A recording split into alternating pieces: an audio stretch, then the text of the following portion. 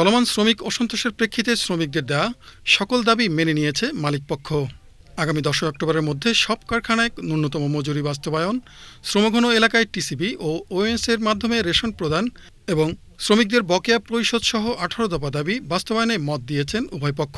মঙ্গলবার বিকেলে শ্রম ও কর্মসংস্থান মন্ত্রণালয়ের সভাকক্ষে শ্রমিক এবং মালিকপক্ষের বৈঠক শেষে এক সংবাদ সম্মেলনে শ্রম ও কর্মসংস্থান উপদেষ্টা আসিফ মাহমুদ সচিব ভূঁইয়া বলেন, পোশাক শিল্প খাতের শ্রমিকদের দেয়া সকল দাবি মেনে নেওয়া হয়েছে এবং তা বিভিন্ন মেয়াদে বাস্তবায়ন করা হবে। এই দাবিগুলোর সমাধানের দিকে আমরা আগাবো। যেগুলো শর্ট টার্ম সলিউশন সম্ভব সেগুলো সলিউশন ইমিডিয়েটলি করে দেওয়া হয়েছে। আজকে আপনাদের ন্যায্য দাবিগুলো মেনে নেওয়া হয়েছে এবং যেই দাবিগুলো সময় সাপেক্ষে আলোচনার ভিত্তিতে আপনাদের শ্রমিকদের সাথে মেনে নেওয়া যায় সেগুলো আমরা মেনে নেব খুব দ্রুতই। আগামীকাল থেকে প্রত্যেকটা কারখানা যাতে চলমান থাকে, প্রত্যেকটা কারখানার কার্যক্রম চলমান থাকে, আমাদের ইন্ডাস্ট্রি যাতে বাঁচে, আমাদের শিল্প যাতে হাতছাড়া না হয়, সেজন্য শ্রমিক, মালিক, সরকার সবাই ঐক্যবদ্ধভাবে আমরা কাজ করব এবং শ্রমিকদের প্রতি আহ্বান থাকবে আপনারা কর্মস্থলে ফিরে যাবেন।